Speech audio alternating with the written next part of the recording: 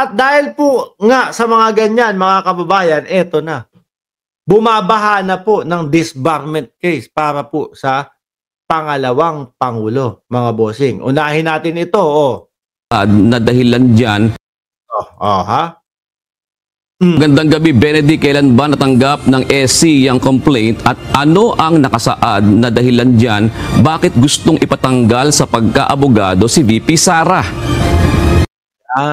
Sabi ni Calafini TV, hello Boss Mark, hello din po at Shiro Kansaki at Belen Reyes, katawa-tawa.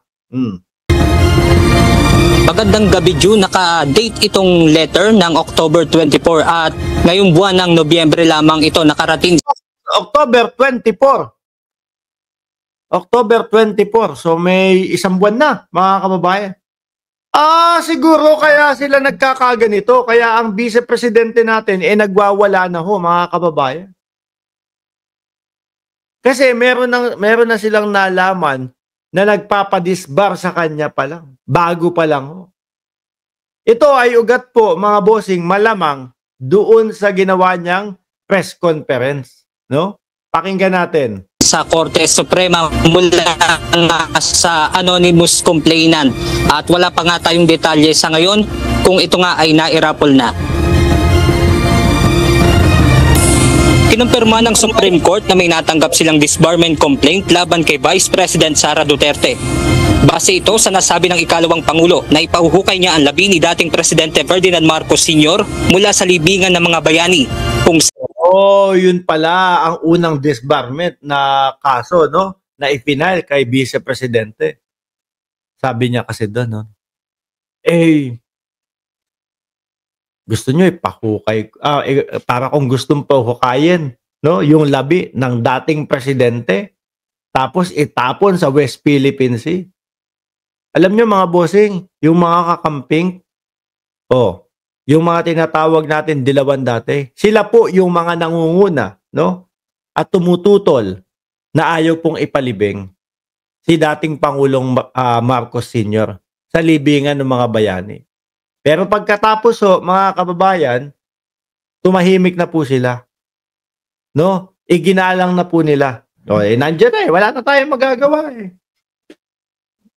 Biruin nyo po, ako naniniwala mga kababayan, na miski po yung mga kakamping, yung mga tinatawag natin dilawan, yung mga nandyan po sa comment section ng mga kaibigan natin, hindi din po sila papayag doon sa sinabi ni Vice Presidente na hukayin tapos itapon sa West Philippine Sea. Aalma din po yung mga yan.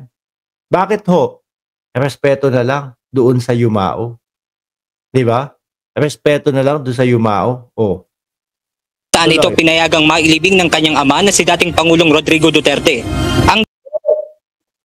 Ano sabi nila? Ano sabi niya? Pagkatapos maipalibing ng kanyang ama, balikan niya natin. Ang Pangulo na ipahuhukay niya ang labi ni dating Presidente Ferdinand Marcos Sr. mula sa libingan ng mga bayani. Kung saan ito pinayagang mailibing ng kanyang ama na si dating Pangulong. Supreme Court, di ba? Ang pumayag doon. Si dating Pangulong Duterte, wala namang magagawa doon Kundi, okay, tuloy ang libing. Pero Korte Suprema po, mga kababayan. Rodrigo Duterte. Ang disbarment ay isang proseso ng pagtatanggal sa lisensya ng isang abogado dahil sa nagawa nitong paglabag sa batas at sa kanyang sinumpaang tungkulin. Ayan. Nakita nyo mga kababayan. Kitang-kita naman po natin mga bossing.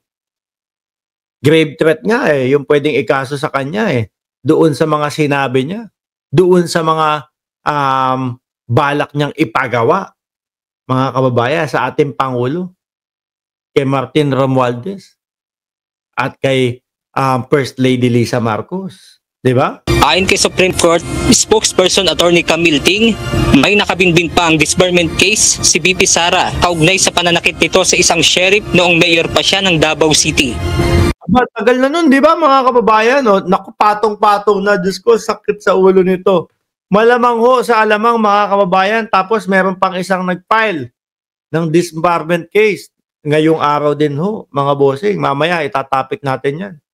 Sakit sa ulo, mga bossing?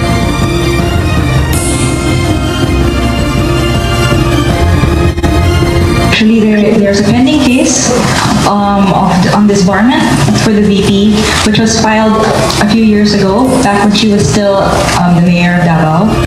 Kaya tumagal din ng ganong kahaba, mga kababayan. No? Yung doon sa sheriff na pinagbabanatan niya. Pinagsusuntok.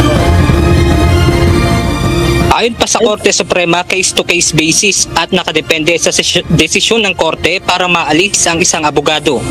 May posibilidad din na magsagawa ng motu proprio o kusang investigasyon ang Supreme Court patungkol sa disbarment ni VP Sara.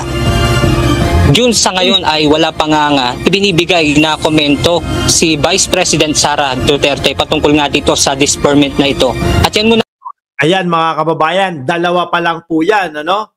Yung isang nakabinbin na halos napakatagal na po, isa, doon po yung tungkol doon sa, yung nakita nyo, yung nananapak si Inday Sara Duterte. Yung pangalawa po, mga kababayan, na disbarment, yung sinabi ni, VP Sara na ipapahukay o huhukayin yung libingan ng dating Pangulo at itatapon sa West Philippine Sea. At mga bossing, may pangatlo po. Ito naman yung pangatlo, mga kababayan. Ayan, fresh na fresh po. Larry Gadon, Secretary Larry Gadon, mga kababayan, nag-file na din po ng disbarment kay VP Sara sa Supreme Court. Pakinggan ho natin. Good morning, good morning. Maganda umaga sa inyo lahat. Interview muna ba, sir?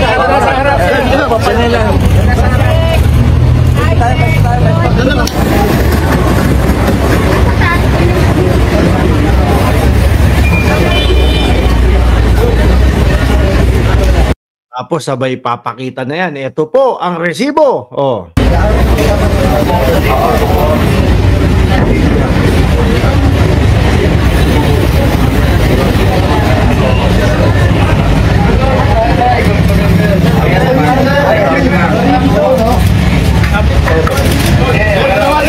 Officially received. Yeah, official receipt daw po, mga kababayan, nung kanyang ipinay. Ito yung aking letter complaint for the disbarment of Vice President Inday Sara Duterte Capio. Kaya it has been officially received by the Supreme Court as shown by the stamp pad bearing the date November 27, 2024.